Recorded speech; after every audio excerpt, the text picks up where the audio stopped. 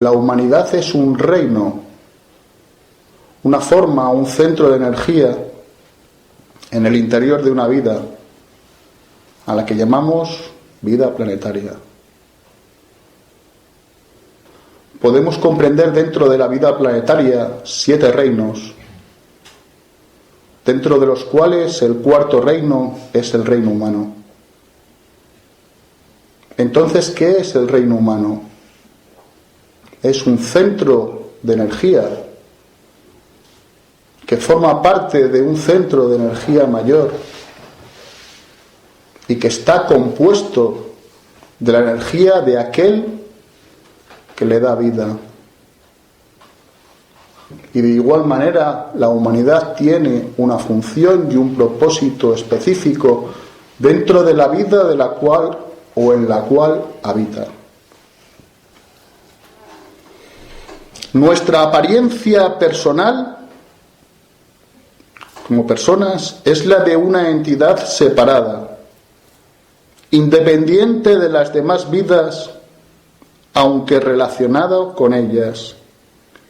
Y debido a esta apariencia, apenas percibimos nuestra identidad total o nuestro campo de relaciones espirituales. Podemos entender y podemos darnos cuenta de que lo primero que hacemos es percibirnos como algo separado del resto. Cada uno de nosotros nos percibimos separados de cada una de las personas con las que entramos en contacto. ¿Por qué? Estamos separados. Esa es la apariencia. No estamos separados. Lo único que sucede es que todavía no tenemos percepción de aquel campo que hace que todos formemos parte de la misma unidad de energía. Digamos que vemos entre claros y sombras. Y esas sombras nos hacen entender o percibir de una manera absolutamente ilusoria que estamos separados. No estamos separados.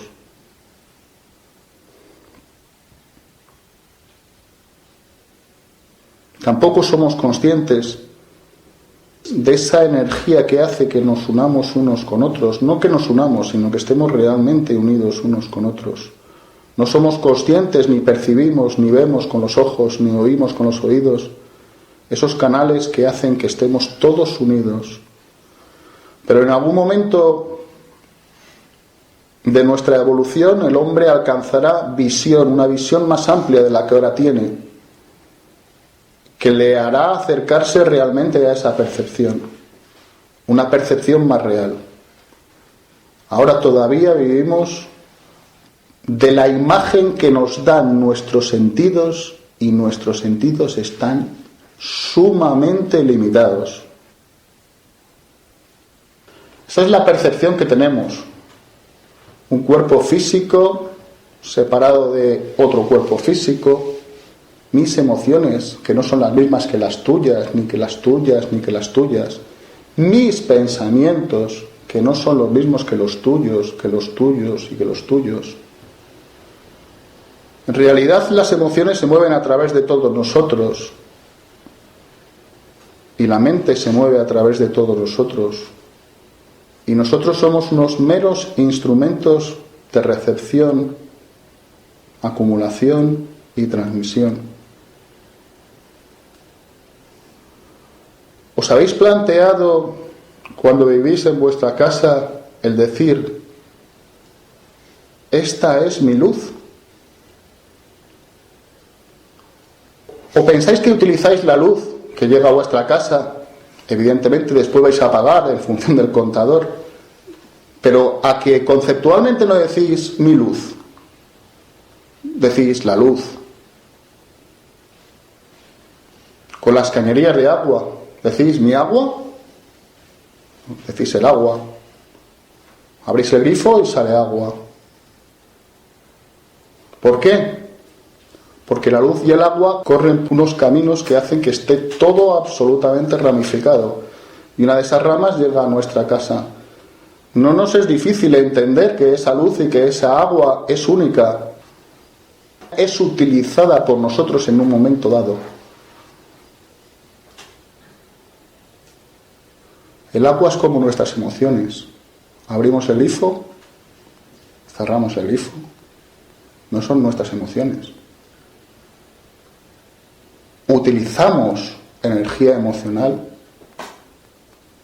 y la consumimos.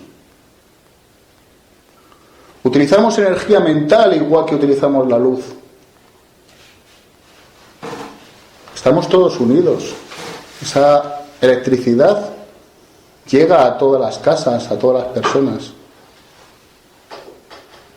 No hay ninguna separación. Es puro espejismo. Es curioso que pensemos o que podamos entendernos como un animal autoconsciente.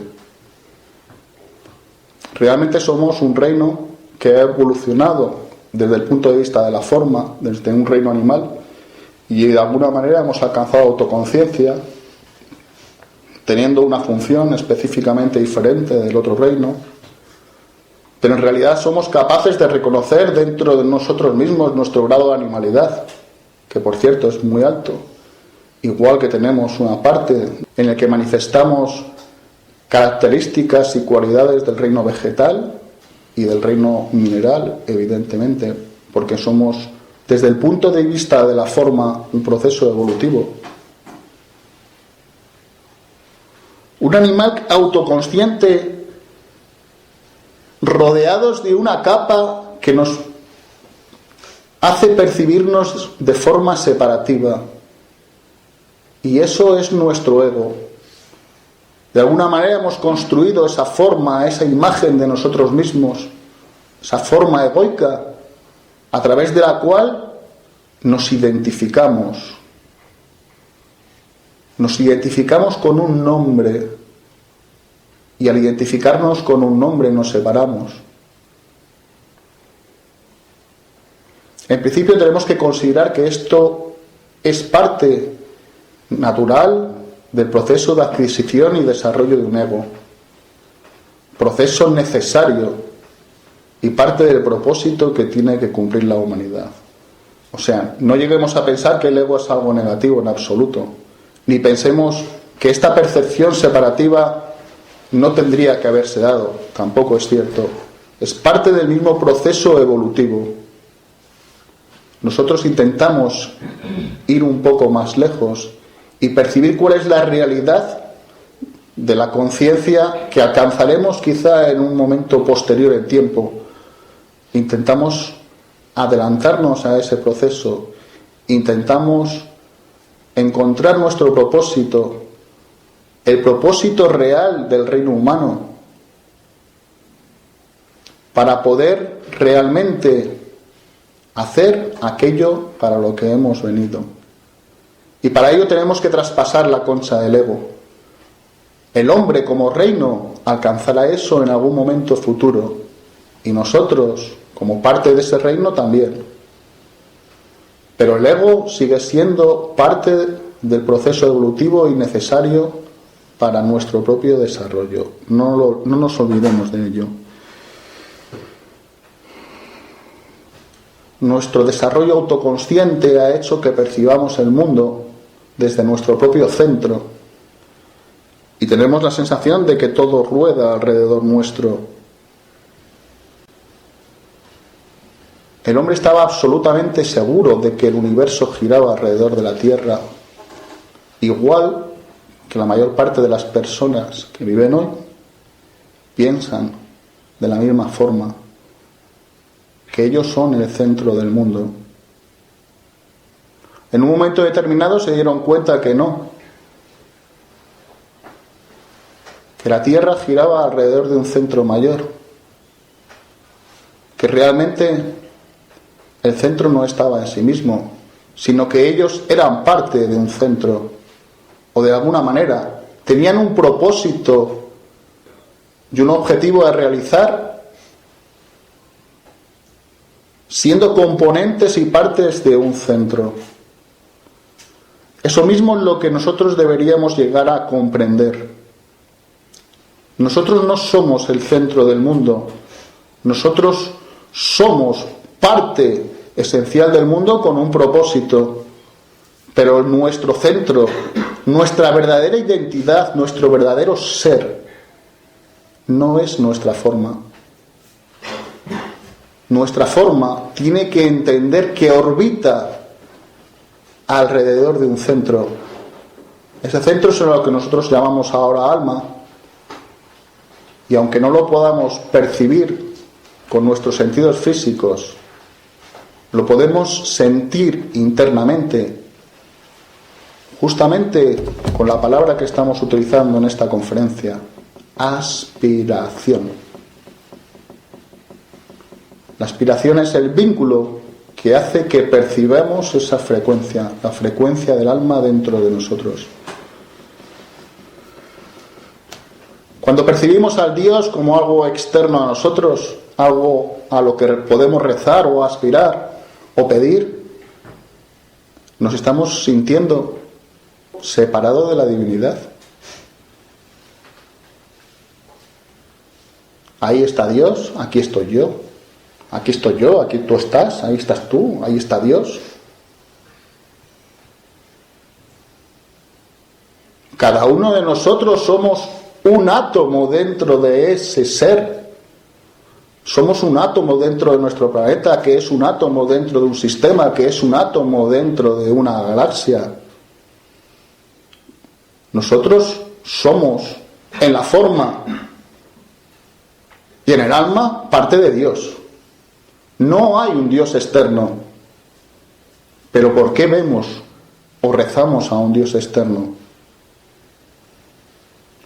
Porque, justamente lo hemos dicho antes, estamos autocentrados, estamos en ese momento evolutivo en el que todavía no nos hemos dado cuenta de que nosotros realmente somos una forma que orbita alrededor de ese alma, o no somos conscientes de nuestra relación verdadera con esa identidad. Todavía estamos perdidos en las sombras y todavía no vemos como debemos de ver. En realidad, podríamos entender y definir a Dios de dos maneras. Un Dios externo trascendente, que es aquel al que las religiones tradicionales han hecho referencia, y un Dios interno inmanente, que es aquel Dios al que de alguna manera el propio proceso evolutivo nos ha llevado a reconocer. Dios está dentro de la misma manera que está fuera. Igual que el mundo está fuera y está dentro al mismo tiempo. ¿Por qué tenemos la sensación de que hay fuera y un dentro? Es una cuestión de la conciencia. La conciencia es pura conciencia. Definimos al alma como conciencia, o de alguna manera la cualidad y la naturaleza del alma es conciencia, de tal manera que no podemos diferenciar conciencia y alma. Pero cuando esa conciencia se identifica con una forma, aquella forma dentro de la cual encarna, nosotros somos una conciencia encarnada en una forma humana. Cuando esa conciencia se identifica, no usa, se identifica con la forma, ve todo desde el punto de vista de la forma, y al verlo desde el punto de vista de la forma, ve dos cosas: la forma y lo que no es la forma. Y aquello que piensa que no es la forma, lo atribuye como algo externo a él.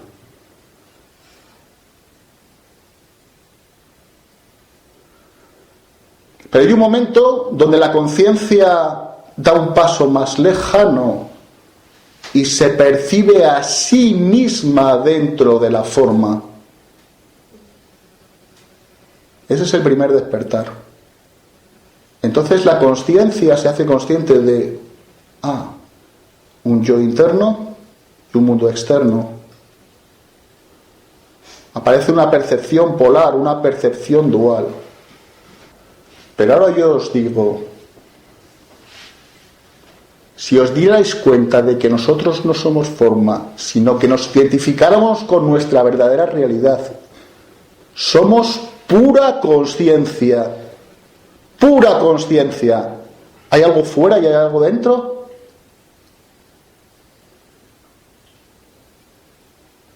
¿No veis que es imposible que haya nada fuera ni nada dentro?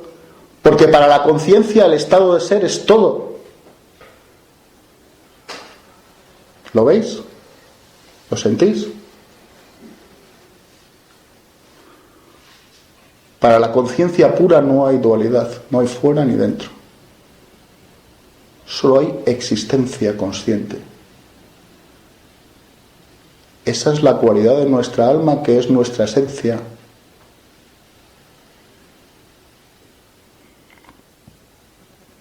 El sentido de la soledad del hombre, inclusive en medio de las multitudes, es casi la mayor sensación que tiene.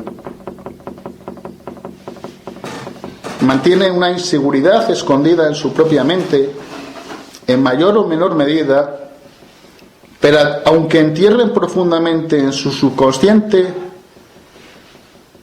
esta inseguridad dicta muchas de las actitudes y nuestras respuestas. ¿Por qué la conciencia identificada en la forma, que es como nos vemos ahora mismo,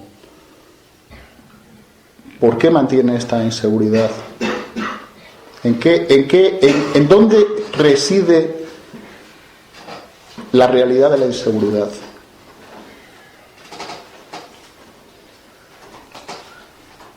Queremos estar seguros de que la forma con la que nos identificamos se mantenga. La primera forma con la que nos identificamos, bueno, no la primera, pero con la que más claramente estamos identificados es con nosotros mismos, identificados con un nombre. Yo soy yo, este nombre me identifica. ¿A qué es lo que tenemos miedo? A perder la forma. Tenemos miedo a morir. ¿Qué es la muerte? La pérdida de la forma, la pérdida de la identidad. Ese es el primer miedo, el más profundo, digamos, que anida en nuestro subconsciente. Mientras que intentemos mantener una forma, vamos a tener miedo e inseguridad. Ya sea la forma de nosotros mismos o cualquier otra forma. Por ejemplo, yo tengo un trabajo, quiero conservar el trabajo. Desde el mismo momento que yo digo que quiero conservar un trabajo, estoy generando la inseguridad por el trabajo. Desde el mismo momento que quiero conservar un amigo, una casa, una situación económica, inclusive a mi mujer, a mis hijos y a mi familia, es lo mismo. Una nacionalidad, una forma de pensar. Desde el momento que os identificáis y queréis conservar algo, aunque sea simplemente una forma de pensar, y nosotros no somos ninguna forma de pensar, desde ese momento creamos inseguridad. La inseguridad está en la forma. La conciencia no está identificada con ninguna de esas formas. ¿Dónde está el miedo? El miedo está en que nos hemos identificado tanto con la forma que evidentemente no percibimos nuestra realidad. Desde el punto de vista de la forma, de cualquier forma, el miedo siempre nos va a traer inseguridades. Por eso los individuos tienen miedo a morir, porque realmente no creen en la existencia de nada que no esté fuera de sí mismos. Debemos aprender a ser conscientes de que formamos parte de una unidad real. No es algo intelectual, no está en un libro. Tenemos que experimentarlo, aquí encarnados, experimentar nuestra unidad con todo. Y nosotros estamos buscando la manera de alcanzar esa comprensión.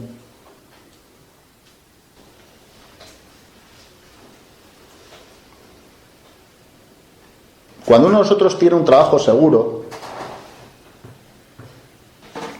bien remunerado, buenas condiciones, si alguien le propone que se cambie de trabajo, va a decir, no, yo no me cambio.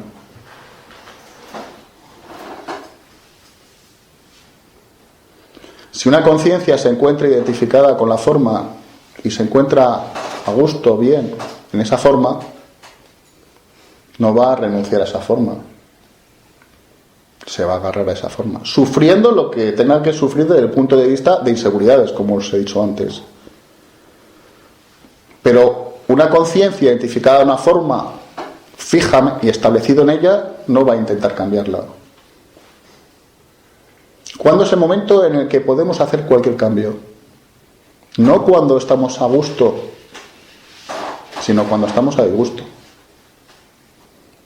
Aquí el término crisis.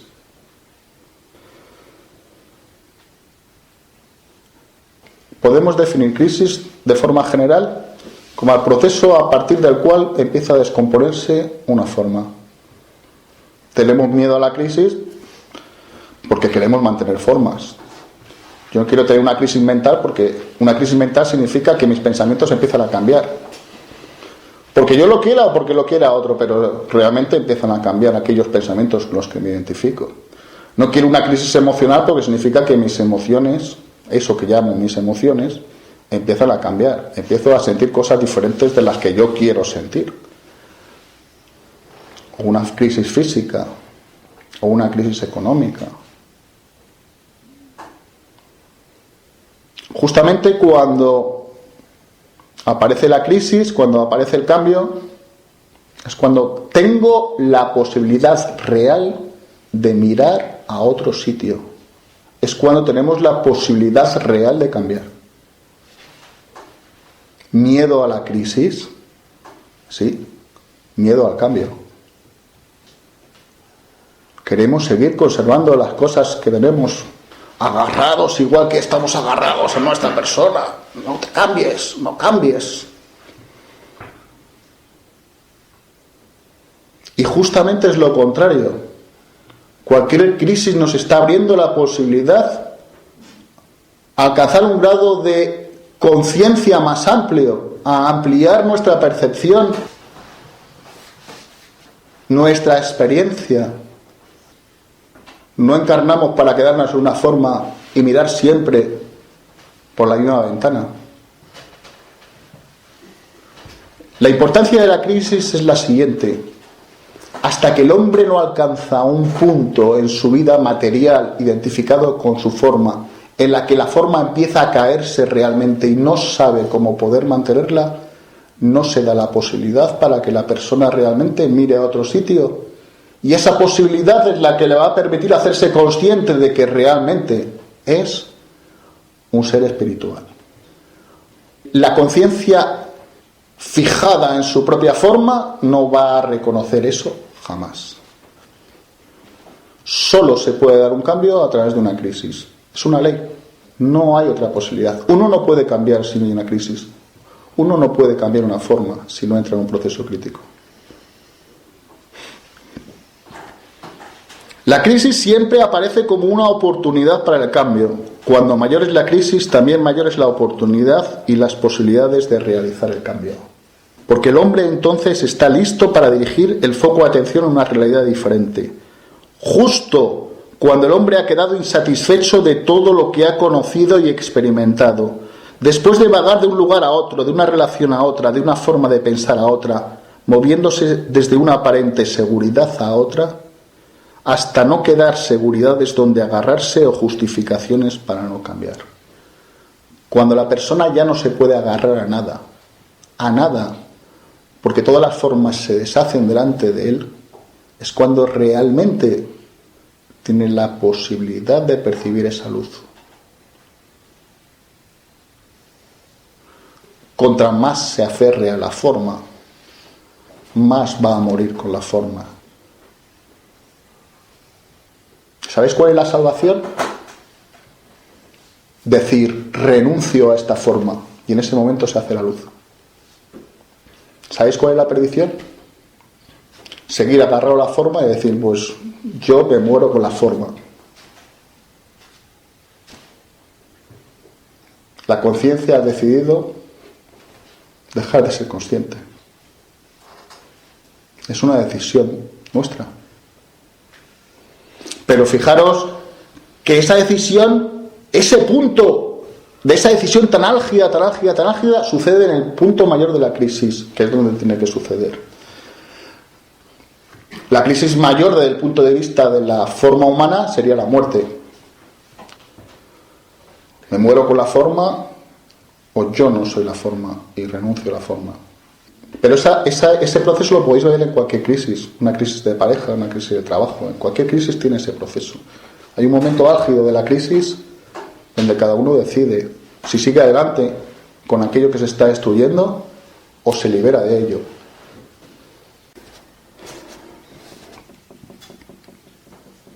La persona que ha llegado a sentirse totalmente perdida en una profunda crisis de valores comienza entonces a anhelar más comprensión y más luz.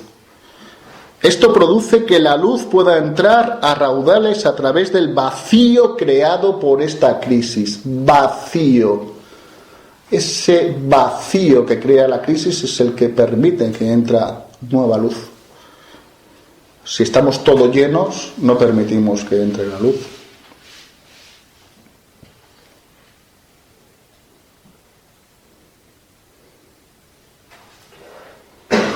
Porque justamente fue la crisis la que consiguió derribar todos los muros y barreras que anteriormente impedían esta comprensión.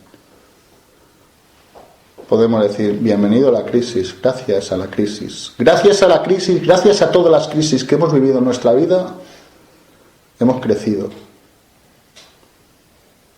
Si no hubiéramos pasado por esas crisis, estaríamos como al principio. A través de la luz que entra por esas rendijas cuando estamos en la crisis, debemos reconocer la realidad de nuestro verdadero ser.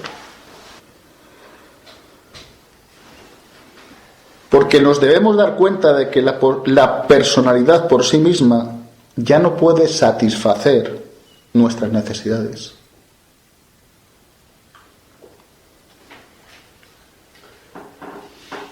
Entonces es posible que la persona pueda verse como su yo superior o su yo real. Desde el corazón, el hombre amplía su percepción y su identificación. Se identifica con grupos más que individualmente. Y ponemos nuestra energía al servicio del grupo. Hay altruismo, ¿verdad? Pero fijaros, siempre que nos identifiquemos con una forma, un grupo es una forma más amplia que nosotros mismos, por eso lo llamamos altruista. Pero siempre que estemos identificados con una forma, estamos desidentificados con otra. O sea, siempre que yo trabaje en favor de un grupo, de alguna manera trabajo en contra de otro, que es aquel que en forma va a estar siempre opuesto a él. Si yo aplico toda mi energía y mi esfuerzo de una manera amorosa a mi familia, va a hacer que me separe de otras familias que van a crear problemas a mi familia. Si lo hago de una manera nacional, me vuelvo muy nacionalista. Yo doy mi vida por esta nación contra esta. Hemos aumentado nuestra frecuencia amorosa, ¿verdad? Hay mucha diferencia entre esta y esta. Hay mucha. El hombre ha ampliado su sentido, pero cuidado, no lo ha hecho globalmente, todavía está sectorizado. Bien. El sentimiento humanitario entra en un nivel nuevo, y a ese nivel nuevo nosotros lo llamamos hermandad. Cuando describamos hermandad, vamos a describirlo como aquel proceso por el cual todos establecemos relaciones fraternales a un mismo tiempo con todos y absolutamente todos. Mientras que no exista esa relación con todos y absolutamente todos, o sea, haya una verdadera unidad grupal, no podemos experimentar esa realidad.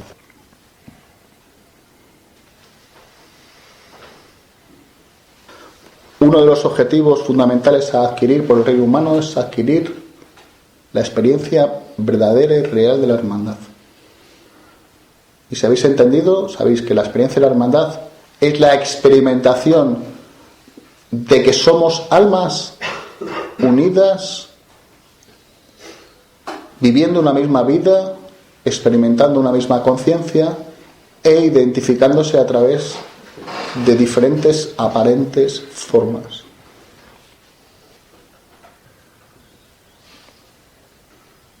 De esta crisis, de esta profunda crisis en la que ahora mismo estamos viviendo, y la podemos extrapolar a cualquier otra, pero ahora estamos en esta específicamente, y estoy hablando de una crisis mundial,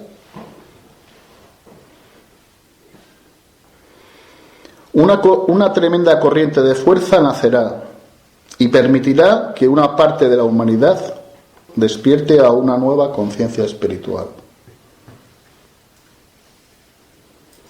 Empezamos diciendo que toda crisis trae un cambio. Lo empezamos a ver de una manera personal. Ahora vamos a ver de una manera global.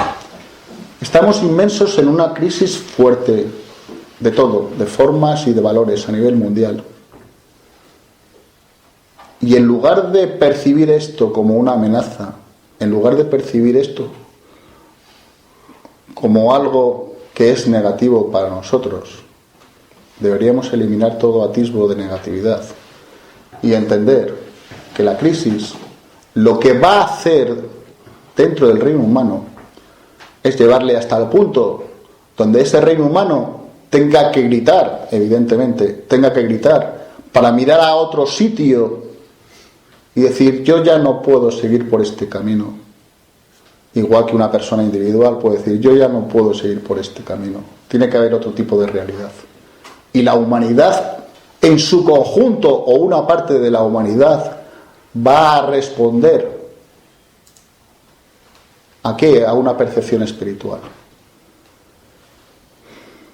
Ese despertar al principio estará mezclado con miedos e inseguridades. Es un proceso evolutivo, no lo olvidéis, porque la conciencia sigue encarnada dentro de la forma. Y en ese proceso evolutivo, poco a poco, las ilusiones se tienen que ir derribando, ilusión tras ilusión. No os penséis que ese despertar que se produce en la crisis es crisis y de repente ya estamos todos en un mundo maravilloso. No, es un proceso mucho más largo, mucho más largo. Pero nace en la crisis. En la crisis nace siempre un movimiento.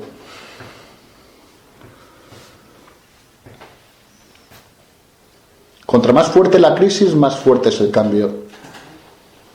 Cuando la crisis llega al límite, el cambio es muchísimo más fuerte. Y nunca, jamás, igual que nunca y jamás, por lo menos de la historia conocida, el hombre ha llegado a un punto crítico como en el que vivimos hoy. Nunca jamás de una crisis como esta va a salir un despertar tan grande, ni tantas unidades humanas van a responder a ese proceso crítico. Digamos, de alguna manera, que la crisis va a llegar, o va a llevar, a que una parte de la humanidad dé el primer paso en lo que llamamos el camino del descubrimiento de su verdadera realidad espiritual. Mientras que estemos dentro de un proceso crítico y mantengamos la aspiración, tenemos el germen o la semilla para mantenernos firmes, porque la semilla tiene la luz.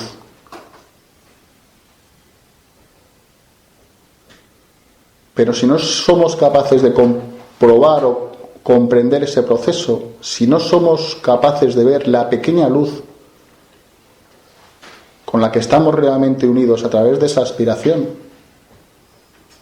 lo que va a venir de la forma va a ser absoluta oscuridad, miedo e inseguridad.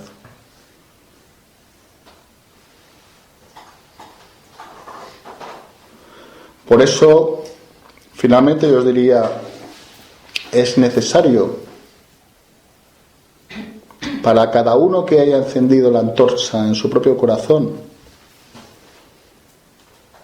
es necesario mantenerla ardiendo y resguardarla del viento y de la lluvia que está por caer.